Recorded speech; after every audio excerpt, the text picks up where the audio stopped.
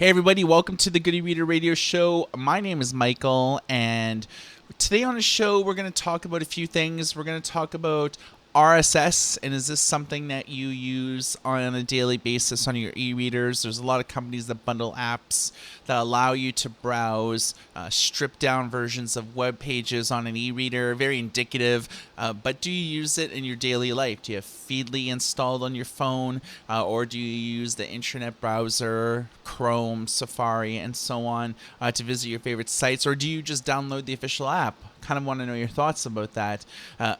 Summertime, so obviously a lot of people are at the beach, at the summer cottage. They're in a lot of places where there's like water and sand and things like that. We're going to look at the best waterproof and dustproof e-readers on the market. And the big story that we're going to talk about today is 3G on e-readers. Early on in the e-reader revolution, Barnes & Noble and Amazon both had 3G on their e-readers that allowed you to browse the web, to check Facebook, to purchase e-readers outside of a Wi-Fi area. But around 2011, this started to not really happen anymore, and 3G on e-readers stopped before it really got started. We're going to talk about that. First of all, let's talk about waterproof e-readers. Summertime, it's... I'm one of those people that are like, I like spring and I like autumn because I have a lot of blazers, I have a lot of dress shirts, and those are the sort of the 2 times a year where I could just like wear a blazer and a dress shirt and feel totally comfortable. During summertime, it's a little too hot, but I love chilling at the beach. I've been doing a lot of gardening this year. In front of my building, there is like a lot of plots that were very underdeveloped for a number of years. There was an old stairway in front of, overlapping this big space where flowers can grow, and then it became kind of ramshackle after a while, so the building managers tore it down, and they were thinking about putting like bike things there, and I was like, well, Vancouver's like one of the highest bike theft capitals of the world. People probably want to just like lock them where they're locked right now, and kind of me and somebody in my building this year just went hog wild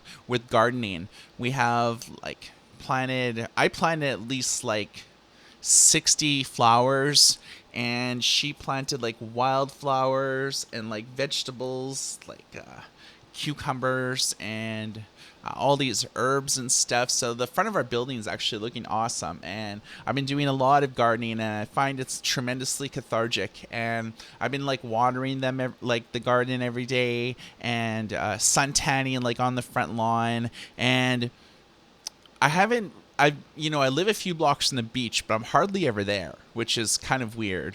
But a lot of people like being at the beach, taking like a day in the weekend and going with the family. There's a lot of sand. It's very corrosive to tech devices.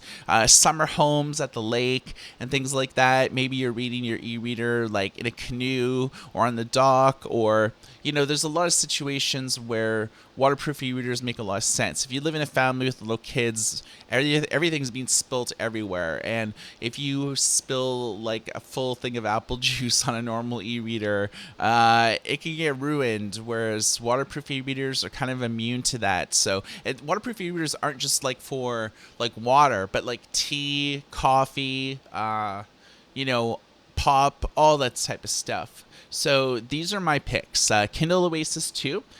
Second generation Amazon Kindle Oasis came out in November of 2017 and was the first Kindle e-reader that was larger than 6 inches, other than the Kindle DX, which came out in 2009.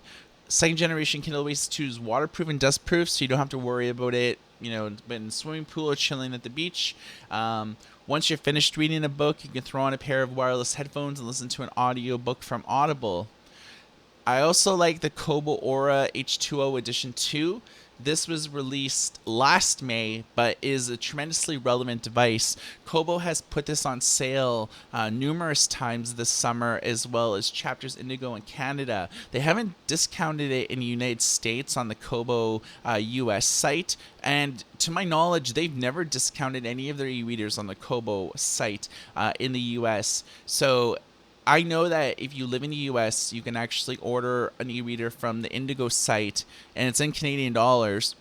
Shipping is like either free or very low, and once you pay the conversion, you're actually paying way less money. So that's a little trick for all you people looking to buy Kobo that live in the US. But Kobo Aura Edition 2 for the HDO, 6.8-inch screen. It has comfort light technology, so you can mute the bright white light and give various degrees of orange. I also like the Pocketbook Aqua 2, came out last year, and it remains one of Pocketbook's most popular devices. It's waterproof, dustproof, and it has actually flaps guarding the USB port.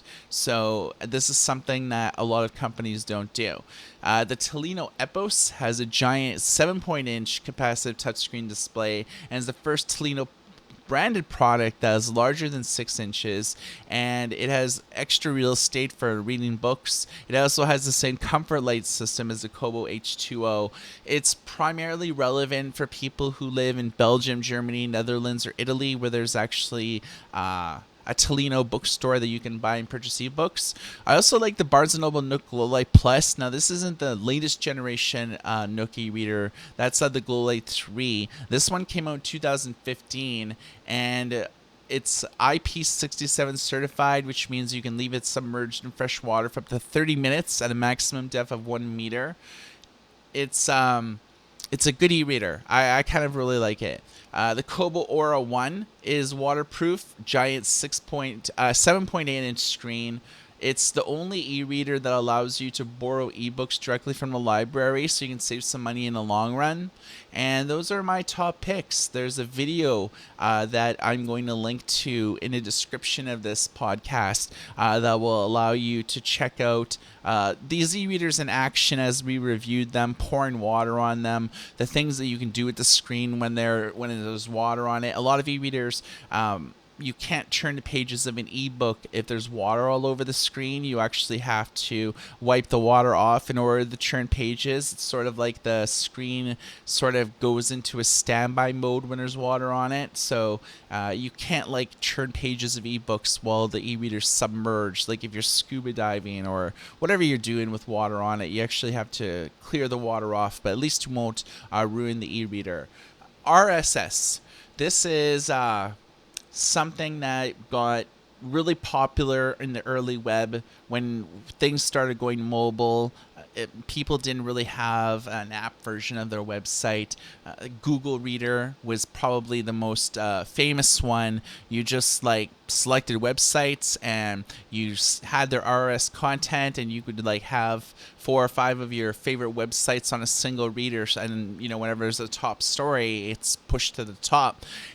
Companies like Feedly pushed it a little bit further. It allows you to basically choose specific genres like tech, books, fashion, medical, things like that. And there's a bunch of preloaded big websites that you can kind of pick and choose, and you can actually enter your own as well. So a lot of e-readers have rudimentary RSS apps on it. Nothing from really Barnes & Noble and Kobo, but a lot of European brands like Pocketbook and Icarus and companies like that tend to bundle RSS readers, and they name it after their own company. But it basically strips away all the CSS, all the graphics, and all you have is text. So it's very indicative to e-readers.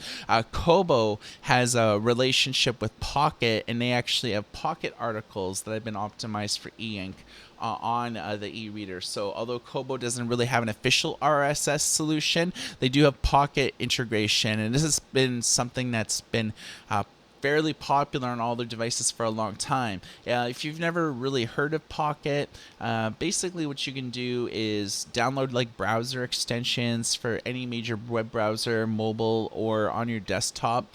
And if you see articles you like, you could select them, and they're sent to your Pocket account. And then if you have the Pocket app, they're just all there. But we're talking about e-readers, of course. So all the articles are just like pushed to your Pocket account on your Kobo, and this is a way that you can kind of stay abreast of like the latest news, which is pretty cool. So as the web kind of matured, more companies started releasing official apps, made mobile responsive versions of like their website.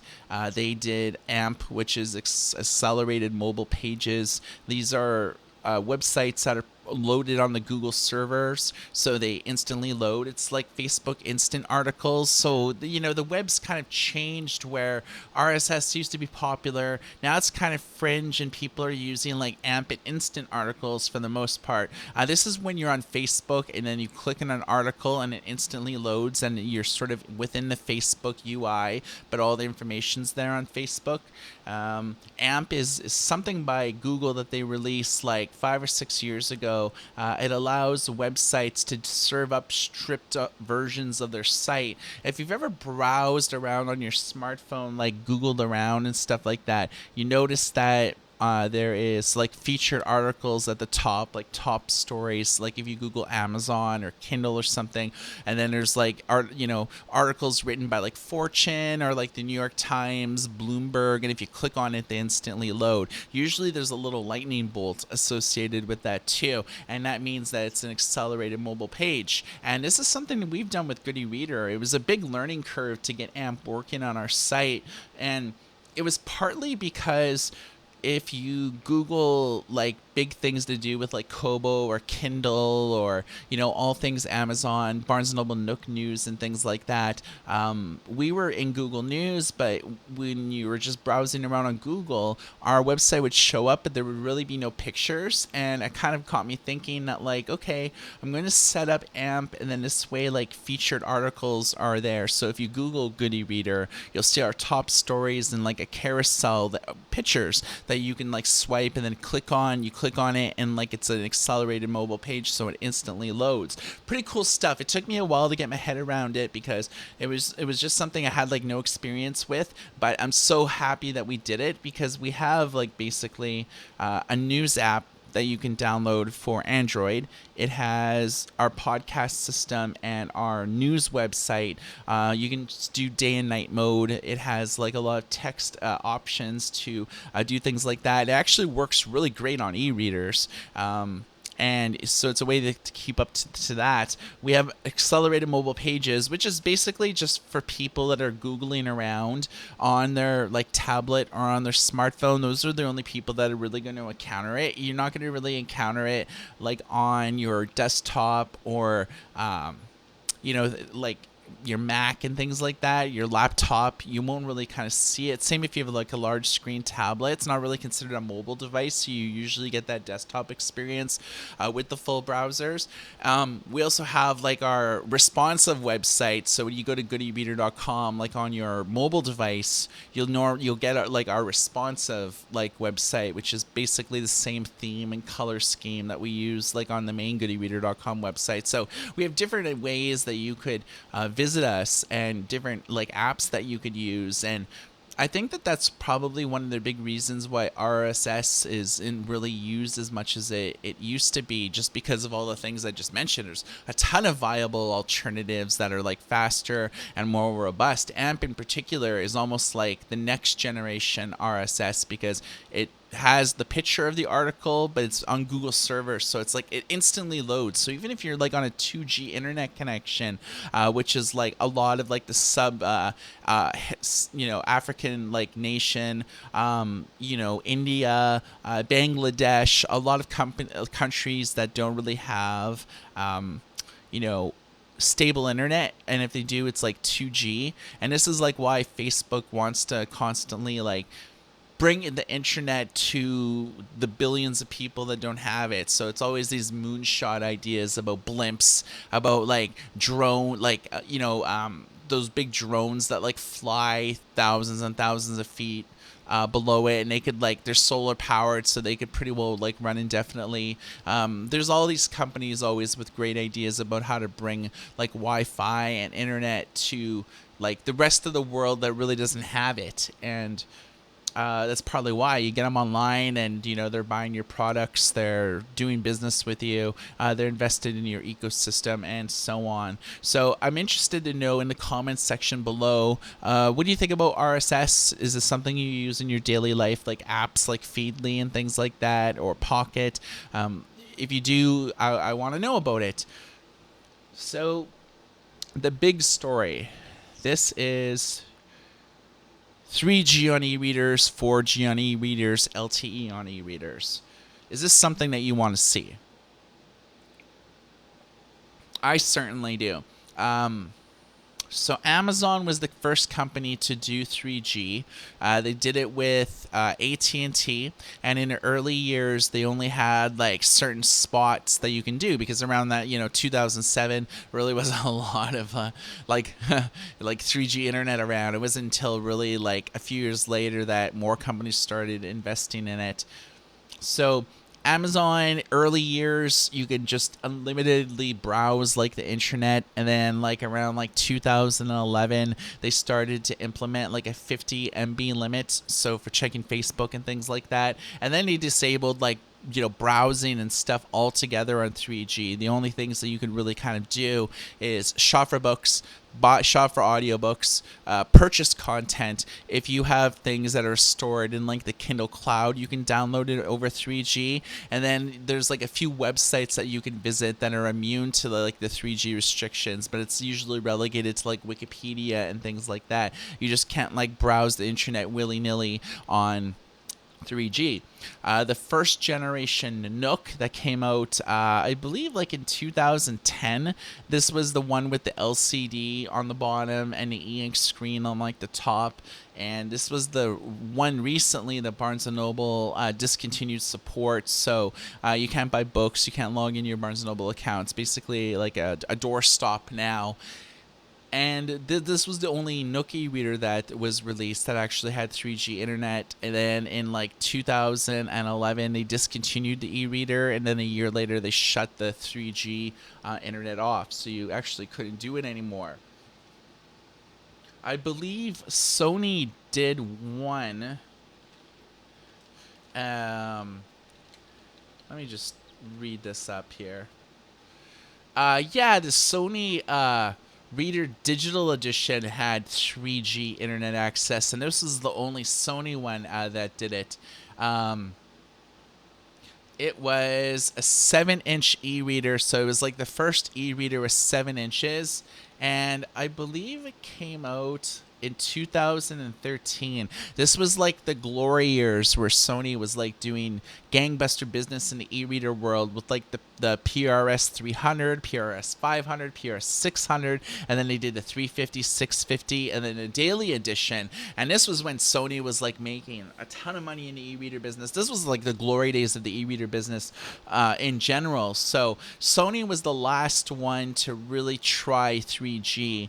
Kobo never did, and a lot of European brands never did. Now it's basically Barnes & Noble tried it, and now they just do Wi-Fi. Kobo never tried it, just offers Wi-Fi. Sony got out of the e-reader business altogether, makes the digital paper e-readers, but they don't have Wi-Fi on them. So Amazon is the only company that offers 3G, which is a shame, because I find that, even with 3G, you can shop for ebooks and download ebooks, and it equates to more people doing business with you.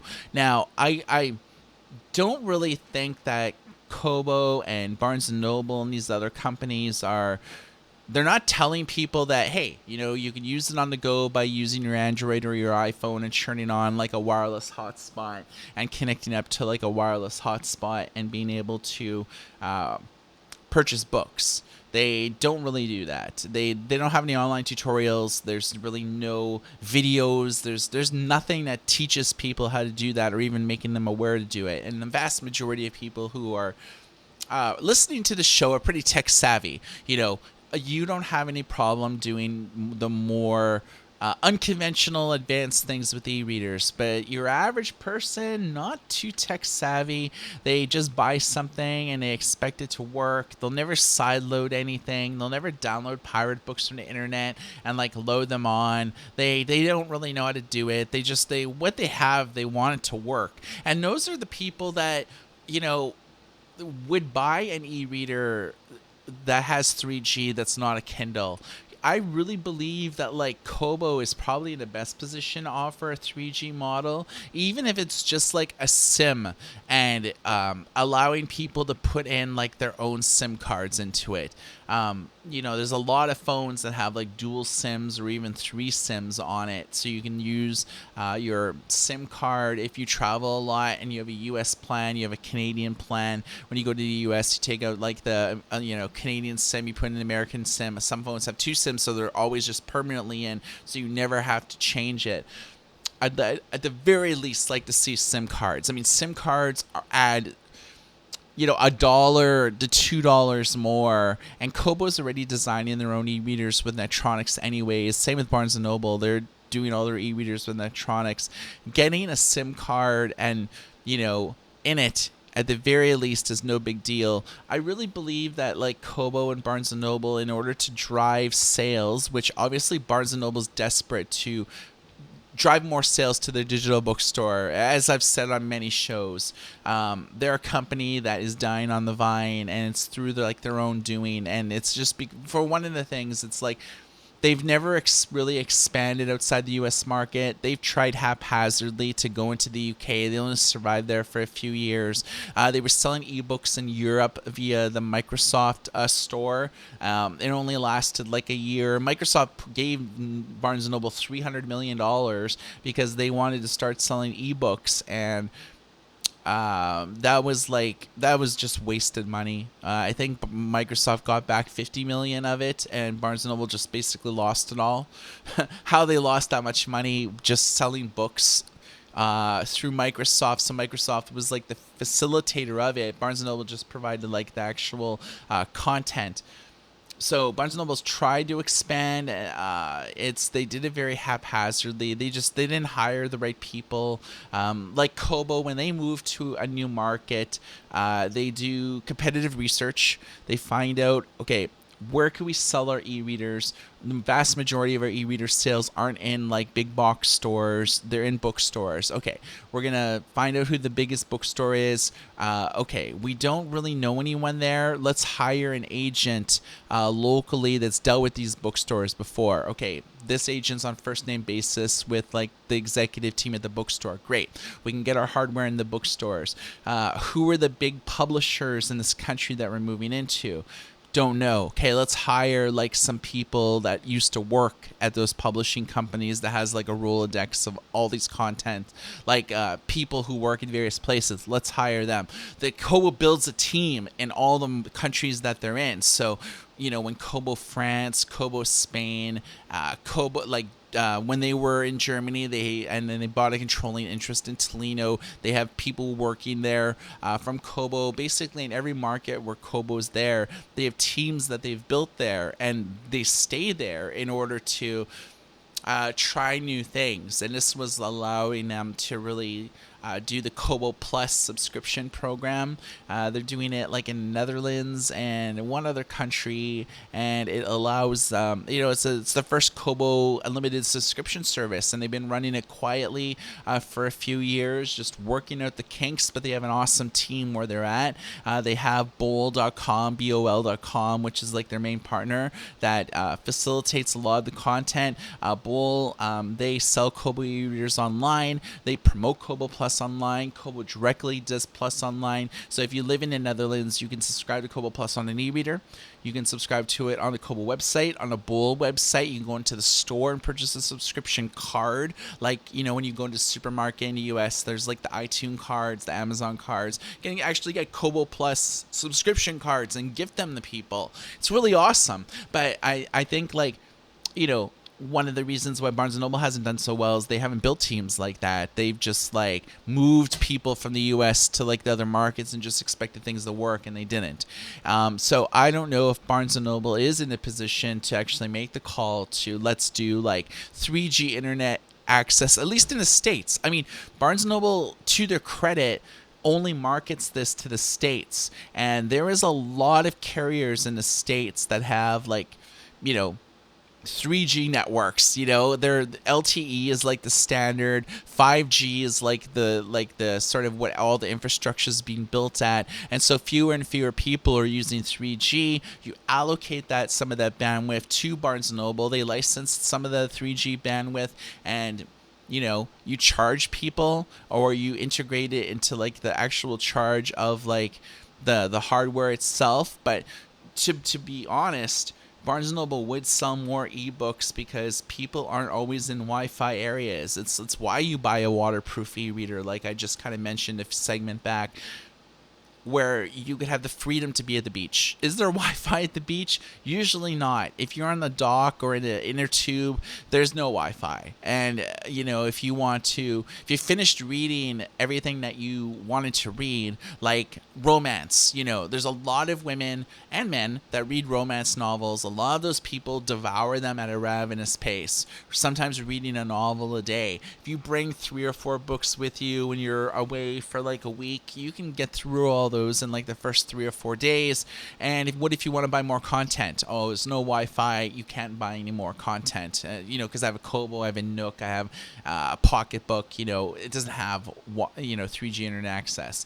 So you have just basically lost like 4 or 5 book sales by not having it. And I could just shudder to think how many book sales that Kobo's lost because their users live in remote areas. Canada, for example, very remote country. The like 70% of the population lives within like 300 or 400 kilometers from the U.S. border. It's like all the big cities are hugging the U.S. border, partly because it's all fresh. That's where all the lakes and stuff are. But it's more temperate climate. But if you don't live in any of those big cities, which is a lot of the population, you don't really have reliable internet service. And it's like that in the States too. Like if you live in like the Rust Belt or the Grain Belt, or if you live like in like North and South Dakota, there's a lot of states, Texas, there's a lot of states, Arizona, that are wide open. There's a lot of wide open spaces where there is no wireless internet connection. Some people living there just like it that way. But a lot of e-reader companies are missing out on a great opportunity to have 3G, at least internet access, so people could buy books remotely. Everybody could use their cell phone for the most part, unless you live in or you're visiting Death Valley, where it's like a dead zone. If you bring your phone out there, you're not going to even get reception.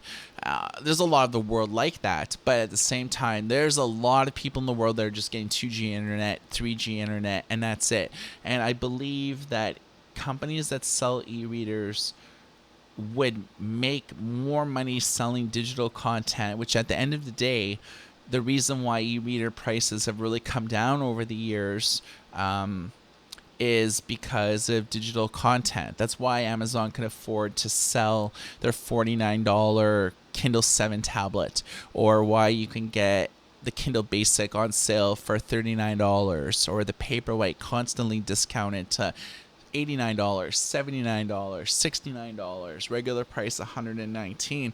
They can do that because if you're buying that device, the only place where you can buy ebooks is through Amazon. So Amazon starts bundling all their services on all their devices, e.g. Goodreads and things like that.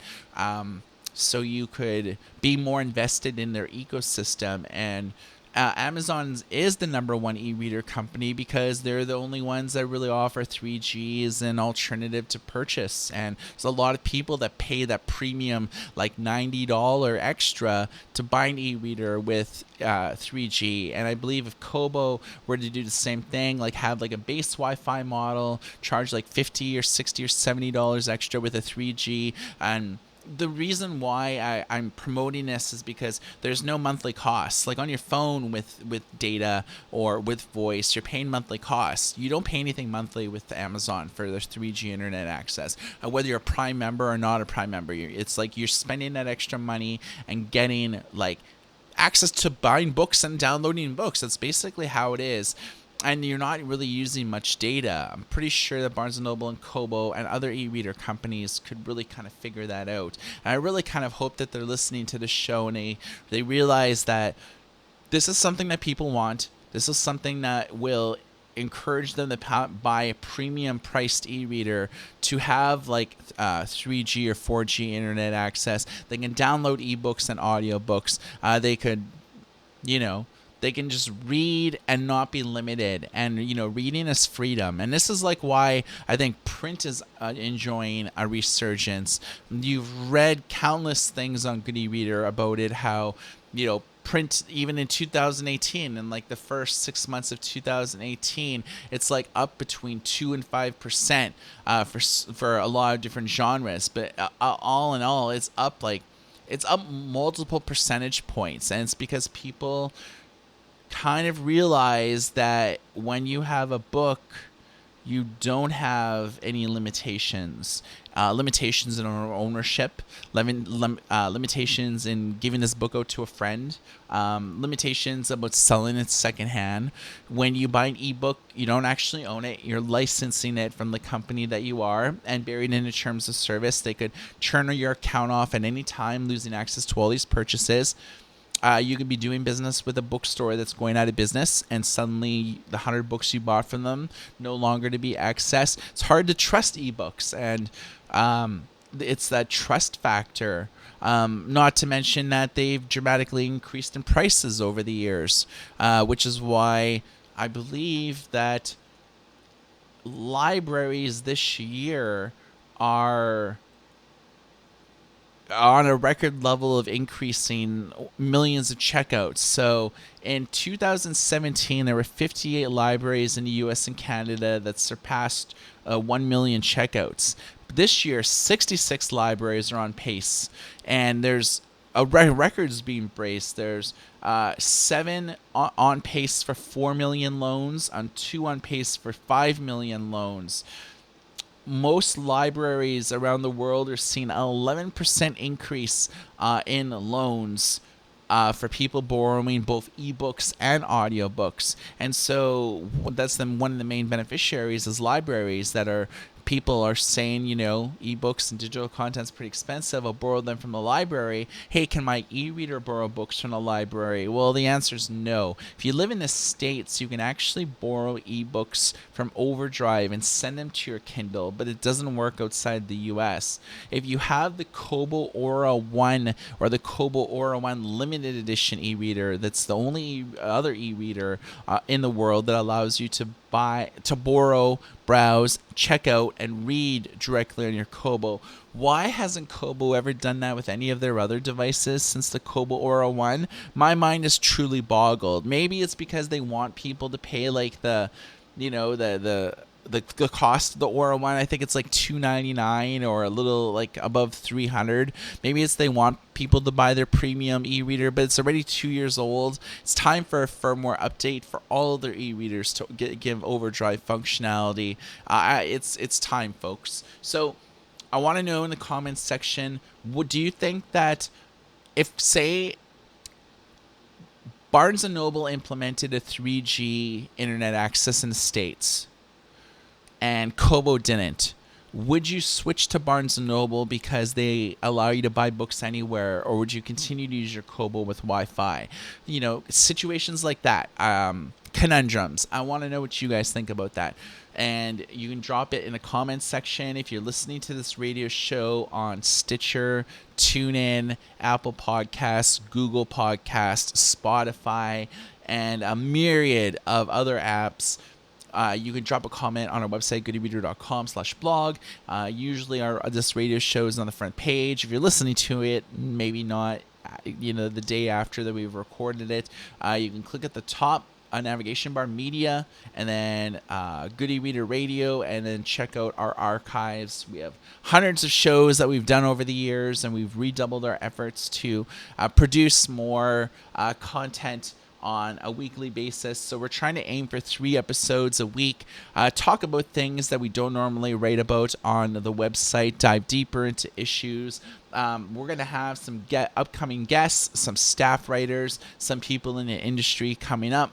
I can't really mention them right now because I'm just slowly starting to search for guests and things like that. If you have any questions as well on this radio show, you can drop a comment, and the next show we'll actually answer them. We might do some sort of like system where you could request questions and things like this. But for now, on the latest show, if there's a question you want us to answer or an issue that you want us to dive deeper into, you can comment on the discuss platform and whatnot, or comment on Facebook, or even tweet us at Goody Reader on Twitter and send us a DM. We can answer your questions on next show. So thanks for listening, everyone. My name is Michael, and you've been listening to the Goody Reader Radio Show, and have a nice day.